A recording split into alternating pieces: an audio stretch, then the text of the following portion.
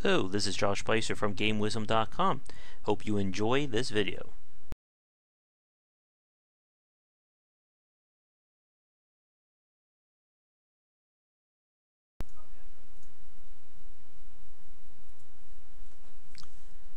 Hello everybody, this is Josh Bycer from GameWisdom.com. Welcome to Game Wisdom Live of October 27th, 2016.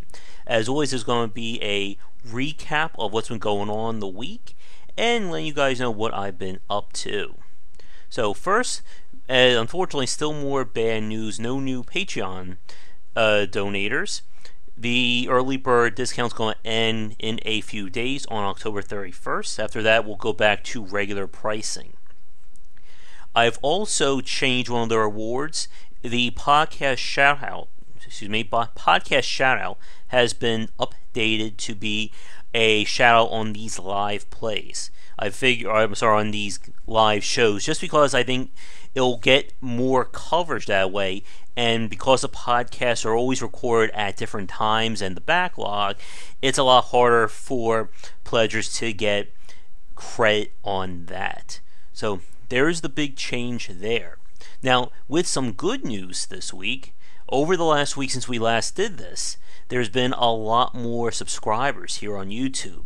As of this live stream, we're at 861 subscribers. And we just hit 800 last Tuesday, which is when we announced the 800 subscriber vote. So things are definitely growing there.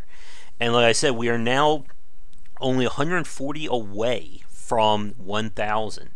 If you haven't voted already for the 800 subscriber, we're in sudden death rules between the Hitman 2016 play and a look at the classic games of PopCap. This includes Peggle, Plants vs. Zombies, Bookworm, and whatever else I can dig up from my old Steam catalog. So, first person to vote on either one of those two will take it, and we'll do another one when we hit 900, which at this rate will be very soon. Unfortunately, James could not make it tonight, so it is just going to be me, myself, and I, which of course means it is going to be a quicker live show this week. Like I say, if you would like to join us for a live discussion, be sure to let me know either through email, josh@game-wisdom.com, or on the comments here. Always love to have more people on. Now, one thing that I've been doing this week is I've started putting together one of the presentations I'm going to be doing at some local libraries in 2017. The first one that I'm doing is a history of the arcade industry. Sort of a look at how it rose and fell and some of the factors both within the industry and with the growing console market that led to where it is today. And I'm going to be doing a few shows of that I believe we got one in December, but I'm still talking to people and making the plans on that front. But it is looking to be a very interesting 2017. Other than that, I don't think there's much in terms of news. Oh, and I did start my my Let's Play of Clockwork Empires. As you know, I've been looking at that game over the last few months, and the Let's Play is started here, so be sure to check that out. I actually have to record another episode, or tomorrow's episode, when I'm done here.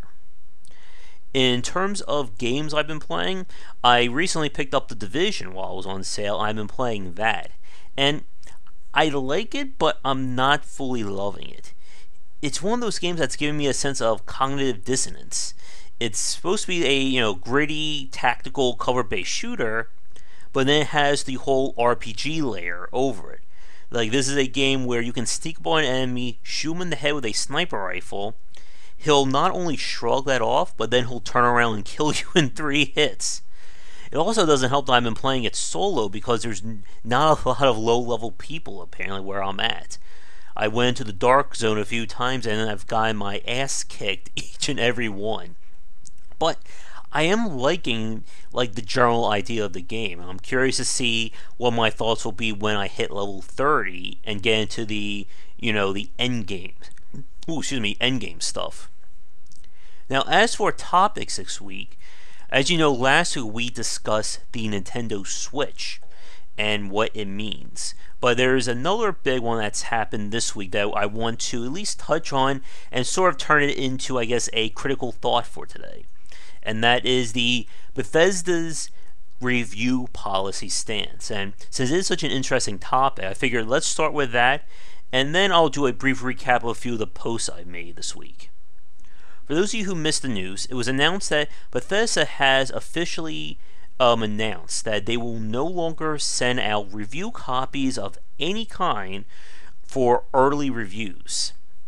What that means is for websites, game journalists, YouTubers, stuff like that, they will have to wait until like the day of or the day before to get their hands on the copy. Now, of course, what this means is that it's basically going to kill any early reviews from Bethesda or any of Bethesda's games. And it's got a few people kind of annoyed with them. Their official stance is they want everyone to experience the game at the same time. And that kind of sounds like BS in a matter of speaking. For multiplayer games, stuff like The Division or Evolve or even Overwatch, that holds water. It is a multiplayer environment. You need to have a stable community.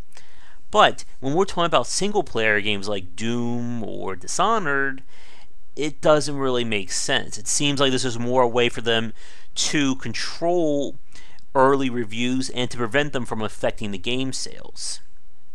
Another big point of this is, of course, the pre-order side of things. We talked about pre-orders on earlier Critical Thought, and I think on one of our main discussions on Perceptive Podcasts. And if there's no early reviews, it means that there's no way to gauge whether or not a game is worth pre-ordering. And as you know, a lot of developers, especially Bethesda, love early pre-order bonuses. Or I should say, day one offers if you pre-ordered the game. And if you can't see if a game is good or bad or not, again, it's forcing you to gamble your money or wait and not get those rewards. And of course, their official stance regarding reviews was, if you want to wait, wait for your trusted reviewer to look at it. But they're not mentioning anything about changing their pre-order or day one DLC policies. And I think that this is overall a bad idea. The whole point of the entertainment medium is for critics to look at games, movies, TV shows, whatever, early to get the buzz going. What Bethesda's doing is basically saying they don't care about this buzz. Their games are big enough that they don't need that marketing. And it definitely shows a little bit of cockiness from them. But more importantly, it's basically them pissing off a lot of the reviewers, a lot of the press who have been looking at their games in the past. Now, when it comes to their titles, especially the Elder Scrolls, Fallout, and those massive games that take hours to get into, it is really going to put people who review them in a bind. I mean, anyone who's played Skyrim or Fallout can tell you that it takes a very, very long time to see everything. And the point of early reviews is to give reviewers a chance to look at these games and get something prepared. What this may do is force reviewers, especially people who rely on clicks or views, to rush through these games and maybe even hurt them in terms of reviews if they don't give them the proper justice. Now, there is one kind of benefit to this if we think about it, and that's what's been going on with games with day one DLC or day one updates, such as No Man's Sky. Because it just started pouring here. I was wondering what that noise was. I guess that's perfect for Halloween. But for No Man's Sky, the game was leaked early, and a lot of people got very negative impressions on the game because they prepared a day one patch for it. Now, with that said, that should be more of an exception than a rule for most game developers and most games being released. And even with that said, you still need to give reviewers the time it takes to look at these games. I'm somewhat in a luxury myself because I analyze the game mechanics rather than the overall game for the most part. It means I don't need to spend as much time, but there are of course plenty of games that change over the early, mid, and late game. And sometimes an hour of play is not enough to look at these games, and hell, I could easily fill the next hour talking all about that. Now, with this kind of review policy change, it also raises the other big question. Will other developers try this as well? And that is an interesting one. For the independent market, I doubt. I don't think any indie developer would be crazy enough to lower the amount of eyes looking at their games. But when it comes to the AAA space, that's a different story. Like we've seen, AAA publishers definitely like to control the information that's going out there about their games. Especially when a game is about to come out with, $60 retail, $20 season pass, and who knows how much DLC. And we've seen a lot of examples of games that have had really impressive day one launches, and then things just quickly take a nosedive due to negative word of mouth or to issues with the game. Such as when Mortal Kombat 10 was released and the PC version was just horrible compared to the console one. One other point, and this is the perception of this, is one of the things that we've seen from the entertainment industry, especially with movie critics and TV critics, when they don't get a chance to review something early or see a press screening, it's one of those telltale signs that there's a problem with the movie or it's not going to be good.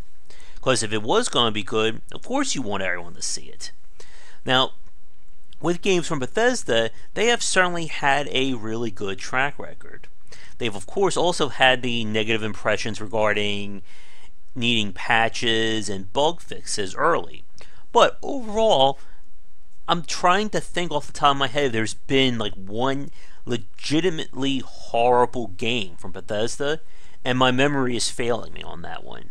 For those of you watching this, either live or recorded, have there been any major stinkers from Bethesda? Let me know in comments or here or when it's been recorded.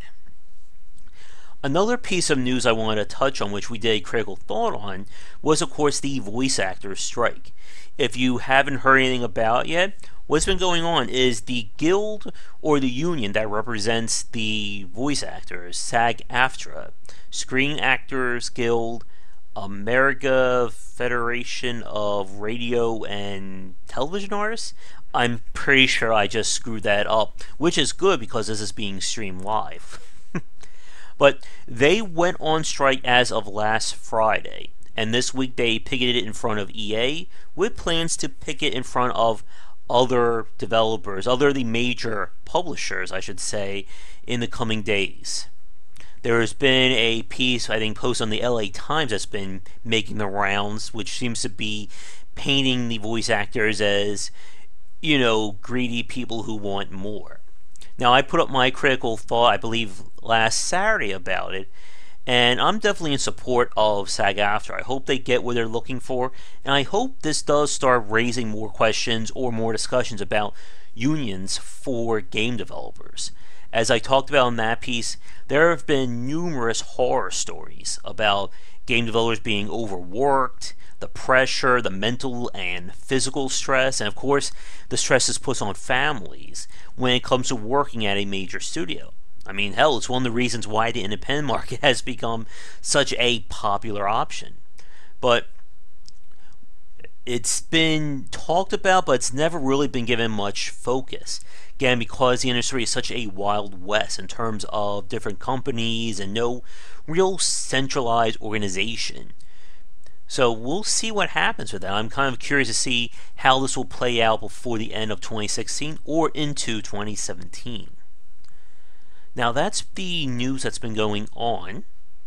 In terms of posts this week, I've been a little bit tired. I've been doing a lot more with the channel here, with actually doing that the presentation, so I already made a critical thought about how game mechanics condition us using positive and negative feedback. But today's post is another really good one. 3 simple tips for streamlining games. And my voice apparently is going out, so I need to take a sip of water. There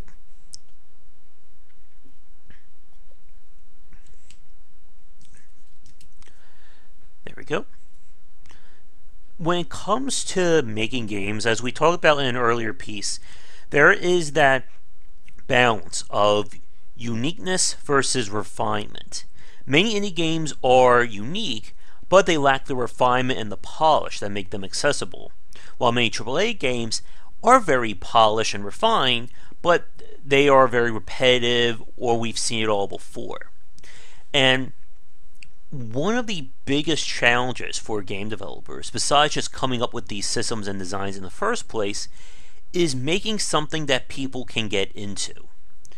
It's that classic problem of essentially being in your own echo chamber. Of course, everything is easy and understood because you're the one who built it.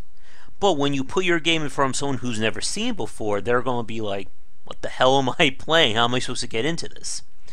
And as I talked about, the first 15 to 20 minutes is one of the most crucial parts of convincing people to play your game. No one's going to wait around for 8 hours for your game to finally click. I mean, hell, I can't even do that, and I got so many more games to play. So the easier you make it for your game to welcome new players or to be easier to learn, the better it's going to be for everyone all around. And the first one is, or the first tip was, reduce the number of repetitive actions. And repetitive actions essentially means things the player is going to have to repeat over and over. In my post, I talked about sort of the initial build order of StarCraft. We all know what you're going to do in the first 40 seconds to a minute of a StarCraft 2 match. You're going to get enough workers to mine your crystals and harvest gas. And you're going to build the first of probably many unit producing buildings. This is the same every time. There's no way around this. You're not going to see a professional player say, I'm not going to build any workers for the first minute. We're just going to immediately go into unit production. We can also see this in many strategy games. City builders, 4X, Grand, you name it, where the very initial steps are repeated. Now, for games that immediately branch out, that's not too bad. But if the player is going to be doing the same exact thing every time, you want to make that as quickly and as elegantly as possible to get through. StarCraft 2's example would be they now show you the best number of workers for any kind of harvesting or mining. That way you just quickly build them, put them in, you never have to look at it again, focus on the match itself. Another part of repetitive actions is when a game requires you to do multiple steps to accomplish simple tasks. This could be looking at 5 to 10 different screens, having to click multiple buttons, having to even the simple act of opening a door can be made repetitive. For example, like the old school adventure games, you have to click open, click door, and then that opens a door, and then you have to click move through the door. It's one of those things when we talk about repetitive actions that it doesn't sound so bad when you're talking about, oh, they only have to do 2 or 3 steps to do this. What's the harm? But you need to understand these 2 or 3 steps are going to be repeated an infinite number of times, as players don't have to keep using this in order to play the game. One thing that drove me crazy when I played the game Hotel Dusk, I want to say, for the 3DS, was just how repetitive it was to even simply open a door. You have to go up to the door, you have to click on the door, you have to click on the knob, you gotta click the action to turn the knob, and then you have to go through the door. Now, of course, it is very much a lazy complaint. But remember, anything that gets in the way of playing your game is a little wall that's going to prevent people from really enjoying it. A good example of learning from this, there's a post from Gaslamp Games regarding Clockwork Empires, and how for the last month of the game before it went off of early access, they showed it to people who've never played the game before, and they basically asked them, okay, what don't you understand about this game? How can we make it easier for you to learn it? And they told them. And that kind of impressions and information is invaluable for game developers. It's why early access has become such a very useful tool to learn these games or to build them. You can talk to people who are playing your game and giving you suggestions while you're still making it, while there's still time to change it up, fix it, refine it, the whole deal. And again, the easier you make it, it's also going to be great for your expert fans, the ones who are going to be who've already learned it and they don't want to have to do the same things over and over again. The other point was about relevant information. You should always show the player the information they need based on the decision they're trying to make. Here are some easy examples. If I'm buying a new weapon at an item shop, I should be able to see immediately how it compares to my old weapon.